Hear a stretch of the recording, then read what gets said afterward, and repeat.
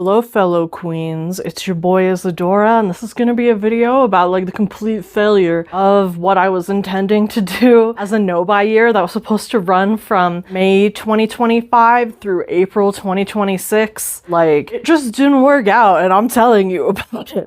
Yeah, like I know I'm a really small channel, so there's not really like super high stakes in like letting down millions of people or something. But if you followed me for that, or like that's super important to you, yeah, I'm not doing it anymore. I failed like crazy, and we're gonna get into it, and also like what I'm doing to address my kind of like shopping problems and what my plans are for 2026. So if you're into that kind of shit, like, comment, subscribe, like if you support failures.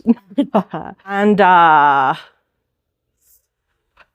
oh yeah, if you're interested in like what I have on my face or like what I'm wearing or whatever, I always, or most of the time, I catalog my like accessories, earrings, makeup, whatever. I'm all on Instagram, so that post will be linked below if you want to know where I got any of this shit, including the Daniel Malloy crop top. I have cropped it a little bit too much, to be honest with you. I have like a cami on under here, so like this isn't some Mardi Gras shit. Anyway.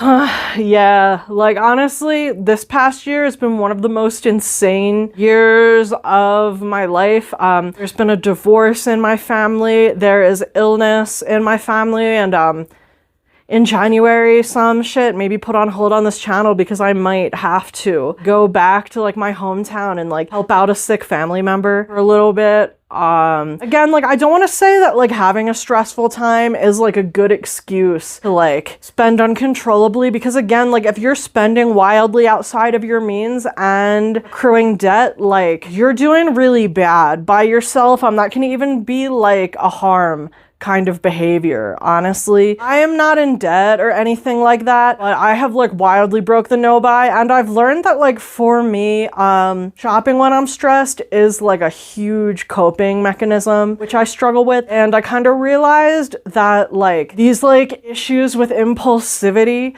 are not something that I can like handle alone, and not something that I really want to handle publicly, or that I think is beneficial for me to handle publicly. So actually I'm going back into like therapy. I've been going for about like a month or two already by the time this is filmed, and like I'm working with a therapist on like some deeper issues I have. Again, if you're neurodivergent, or if you have CPSD like I have, there's just so much going on with you that's very complicated and you may need professional help for. So over the course of trying to do this, I kind of realized, you know, I thought I was totally good, and like I worked on all my shit in therapy and I was good, and like I have control of my life. And this year really put me to the test, and I learned that this is not something that like I really want to like deal with or speak with publicly extensively. And like I don't want to take people on the like journey of my CPTSD issues. Like there's a lot of things that go with that on top of like the impulsivity and like addictive behaviors, which like I struggle with sometimes, just being real with you. Like I'm just a person. So again, I think like if you have, depending on like how severe your shopping issues are, or like what other diagnoses you have, it might not be something that you can handle 100%, just like sheer grit and like get her done, you know? I definitely need like help, and these are like issues that I have, which I'm gonna handle privately in therapy. It was really just adding an extra layer. Hold on, I gotta move this up. It was just really adding like an extra layer of like intensity and mental distress on top of like what is already not a great situation, to have this like no-buy. Like I think I was kind of either like in denial or unaware of like how deep certain issues I have run, and I was like, oh, it's just like a simple thing to do, like anybody can do it. And yeah, on my own without like support, not great. It didn't go very well. I've bought some things, and especially Black Friday, like compounding with certain stressful events in my life, was a massive goddamn trigger for me. And I went a little wild, honestly, and I'll share some of that shit. If you've been watching my channel, you know that like in May I said I was doing a no-buy, and since then I've like publicly posted about like the Selkie like bat gown I purchased. And yeah, I was still like, oh, like I'll just get back on, and like I never got back on, and I went totally nuts in Black Friday, and I'm kind of coming to the realization that like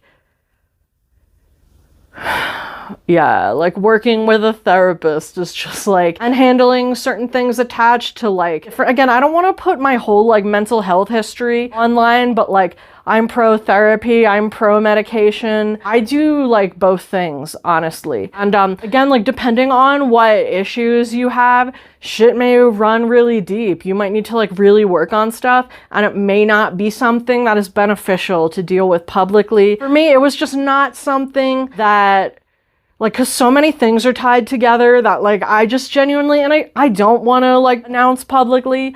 And again, if you're thinking of doing like a public no buy, and like you kind of discover that like impulsivity and like shopping issues are tied to certain issues which you don't want to get into publicly, like maybe that's not for you either.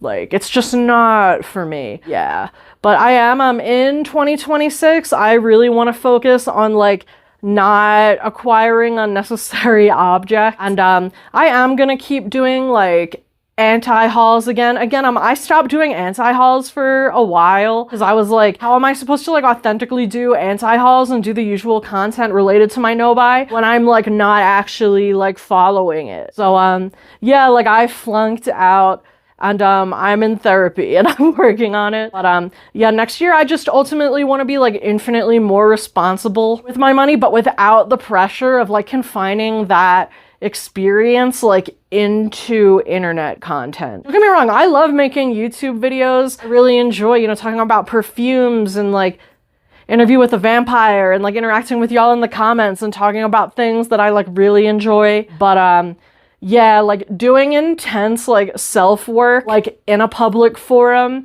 is just not for me, and it like creates so much anxiety and freaks me out so bad that like I kind of lose sight of like what I'm actually trying to do and like just freak out in my head. And yeah, that just ain't for me. But I'm being real with you, just letting y'all know going forward, I'm not on a no buy at all. I'm not doing that. Yeah, like I did set out intentions, I believe, for it to be like a year-long project. It's not gonna be. I'm gonna include this in the playlist, so like if anybody gets into it, I don't know, I just want to be honest and like document it, because like, you know, there's a lot of times where like I feel like I watch different content creators and I feel like they're like totally bullshitting in my face, and it just turns me off and it makes me not want to watch it. Oh yeah, just want to make this short little video, be totally real about like what happened, why it's happening, and like what I'm gonna do moving forward. I think I am going to try and definitely be like more responsible with my money and my spending next year. That's like a huge goal and a huge focus for me. Doing the structured no buy in like a public forum is not the way for me. Anyway, this is gonna be a short, tiny one. I just wanted to say what's up. Thanks so much for watching. If you did, remember to like, comment, subscribe, haunt, laugh, love. Is that what I say? And bye.